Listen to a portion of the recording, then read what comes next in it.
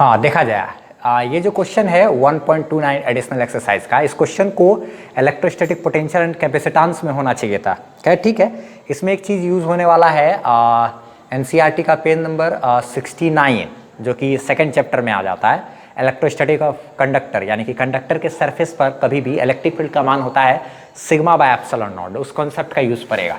ठीक है, देखा जाए जरा सा बात करते हैं। क्या बोल रहा है कि एक इस तरीके से एकदम आसान है, कोई कॉम्प्लेक्स नहीं है क्वेश्चन। ठीक है, बहुत अच्छे तरीके से इसको हम लोग देख लेते हैं जरा सा। क्या बोल रहा है कि ये इस तरीके से ये क्या है, स्फीयर, स्फीयर ही मान लेते हैं या कोई भी एक कंडक्टर है। स्फीयर शेप भी अच्छा लगता है, खैर कोई नहीं, कोई बात नहीं। इसमें ये बोल रहा है कि यहाँ पर एक क्या किए हैं ना, छोटा सा ऐसे करके होल कर दिए, छोटा सा क्या किए हैं, होल बना दिए। किसमें होल बना दिए, यही मान लिया जाए ये एक स्फीयर जैसा है, तो एक स्फीयर में क्या किए, छोटा सा टुकड़ा ऐसे करके काट सकते हैं। स्फीयर तो छोटा सा टुकड़ा क्या किए, यहाँ से काट लिए, कोई बात नहीं, काट करके निकाल लिए। मान लिया जाए ये कटा हुआ है टुकड़ा और यही कटा हुआ पोर्शन को यहाँ पर हम लोग ऐसे करके रख दिए। ठीक है, रखे हुए कटा हुआ टुकड़ा को।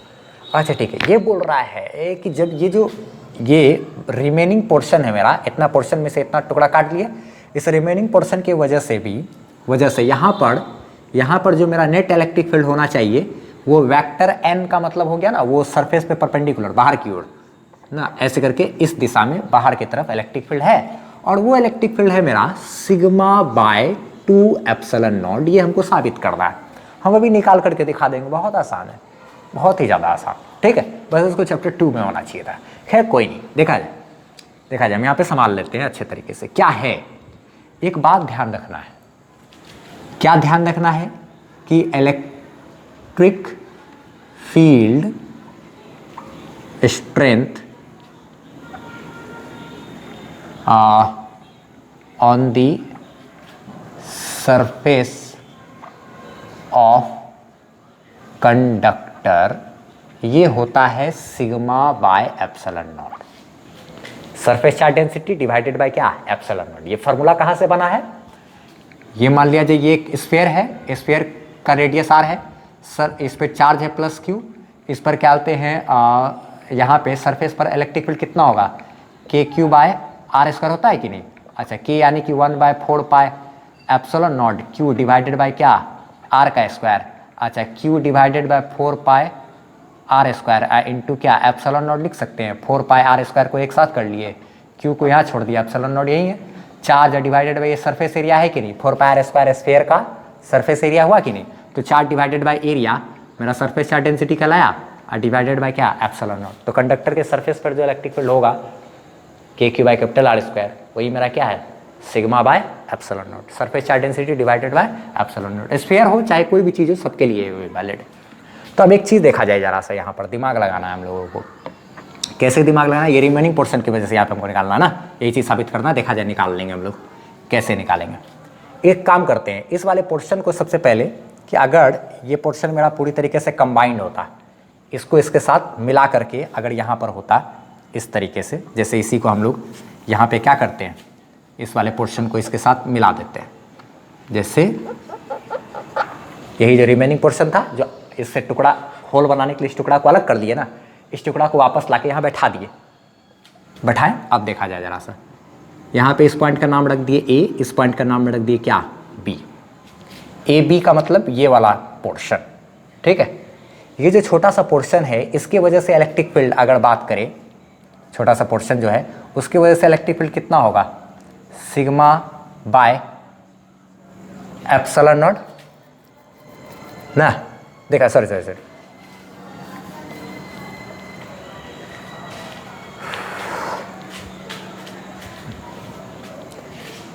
इसको यहाँ पर बैठा दिए। ठीक, अब एक बात देखा जाए, ये बैठा दिए यहाँ पे। अच्छा, ये पूरा का पूरा मेरा क्या है, एक स्फीयर जैसा है। ठीक है, स्फीयर जैसा है, क्वेश्चन में ये नहीं बोल रहा है कि स्फीयर है, एक कंडक्टर जैसा है। ठीक है, तो ये क्या है, कंडक्टर है, ये क्या है, एक स्फीयर जैसा है। इसकी वजह से यहाँ पर अगर हम लोग बात करें इलेक्ट्रिक फील्ड की, तो ये देखा जाए तो कंडक्टर के सरफेस पर जो इलेक्ट्रिक फील्ड होगा, वो इलेक्ट्रिक फील्ड मेरा कितना होगा, सिग्मा बाय एप्सिलॉन नॉट।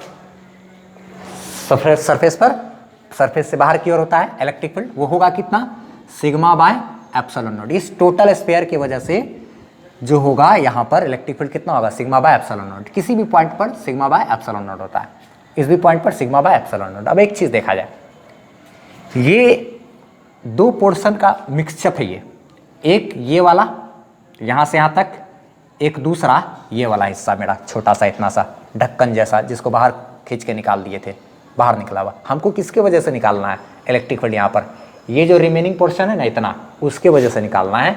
ये जो इतना सा हिस्सा है ना ए बी, ये ए बी के वजह से इलेक्ट्रिक फील्ड नहीं चाहिए यहाँ पर, ये ए बी मेरा बाहर है, सिर्फ मेरा हिस्सा कितना है, इतना ही सा पोर्शन हमको है जितना दिख रहा है, इतना ही सा पोर्शन की वजह से वहाँ पे निकालना है। ठीक, तो हम लोग यहाँ पर अगर बैठा दिए इसको तो ये मेरा पूरा हो गया, पूरा एक स्फीयर जैसा बन गया। उसकी वजह से यहाँ पे सरफेस पे अगर इलेक्ट्रिक फील्ड चाहिए तो सिग्मा बाय क्या होगा, एप्सिलॉन। स्फीयर हो या फिर कोई भी कंडक्टर हो ना, इतना ही होता है, ठीक है, हमेशा। अच्छा, अब एक चीज़ देखा जाए, ये वाला चीज़ को हम लोग को अगर डिनोट करना है तो मान लिया जाए यहाँ पर एक पॉइंट रख देते हैं सी, इस सी से ही हम लोग यहाँ से यहाँ तक वाले हिस्सा को डिनोट करेंगे। तो देखा जाए यहाँ पर जो इलेक्ट्रिक फील्ड है, इलेक्ट्रिक फील्ड जो यहाँ पर है, नेट इलेक्ट्रिक फील्ड, वो किसकी किसकी वजह से है, किसका किसका कॉम्बिनेशन है, पूरा ए सी बी यानी कि ये वाला हिस्सा का और ये वाला ए बी, दोनों को मिला करके जो है नेट मेरा इलेक्ट्रिक फील्ड अभी क्या है, सिग्मा बाय एप्सिलॉन नॉट है। अभी टोटल है, हमको सिर्फ ए सी बी के वजह से चाहिए इलेक्ट्रिक फील्ड ड्यू टू क्या, A C B plus electric field due to क्या, ए बी, दोनों को मिला करके मेरा sigma by epsilon naught electric field है। ठीक, अच्छा, अब एक बात, हमको तो चाहिए क्या, इलेक्ट्रिक फील्ड चाहिए ए सी बी के वजह से, ए सी बी यानी कि रिमेनिंग पोर्शन जो इतना सा है उसी के वजह से इलेक्ट्रिक फील्ड चाहिए। ये वाला चीज़ तो, ये वाला मेरा हिस्सा क्या है, ये वाला हिस्सा तो मेरा गायब कर दिए ना, ये खोखला बनाया हुआ है, यहाँ पर स्प्लिट बनाया हुआ है, उसकी वजह से इलेक्ट्रिक फील्ड क्वेश्चन में मांग रहा है। तो देखो जरा सा दिमाग लगाते हैं, कैसे कैसे करके, कैसे कैसे दिमाग लगाएंगे। आखिर इस ए सी बी का जो वैल्यू होगा वो कितना होगा। देखो एक चीज़ इमेजिन करो, अगर मान लो यहाँ पर अंदर में कोई एक ऐसा पॉइंट मान लेते हैं, कहीं पर भी, यहाँ हो, कहीं पर भी एज्यूम कर लिए यार, यहाँ पर एक ऐसा पॉइंट, ठीक है। इस पॉइंट पर अगर पूछा जाए कि बताओ तो बाबू इलेक्ट्रिक फील्ड कितना होगा इस पी पॉइंट पर, तो हम लोग जानते हैं किसी भी कंडक्टर के अंदर हमेशा इलेक्ट्रिक फील्ड तो क्या होता है, ज़ीरो।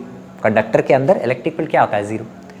देखो बोलना ऐसे चाहिए, कंडक्टर के अंदर इलेक्ट्रिक फील्ड होता है, ये नहीं बोलने के बजाय हम लोग को ये बोलना चाहिए कंडक्टर के अंदर नेट इलेक्ट्रिक फील्ड हमेशा ज़ीरो होता है।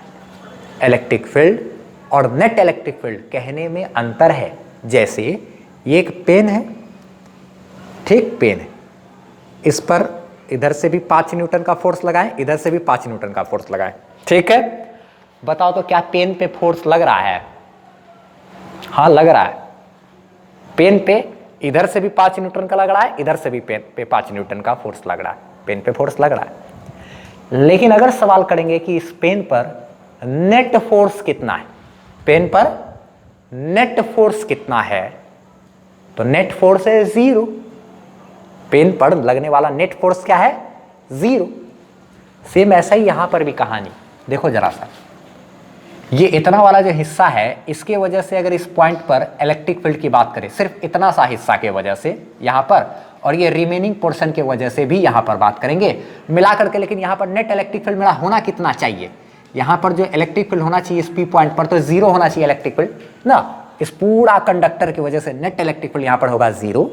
लेकिन देखो कैसे 0, इस ए सी और बी वाला हिस्सा है, ए सी बी वाले हिस्से की वजह से यहाँ पर जो इलेक्ट्रिक फील्ड आएगा, ये ए सी बी वाला हिस्सा कुछ इस तरीके का है, कुछ इस तरीके का, ये ए सी बी वाला हिस्सा कुछ इस तरीके का है, ठीक है। इसका सामने वाला हिस्सा क्या है, ये खाली है कि नहीं, यहाँ पर ब्लैंक ए बी।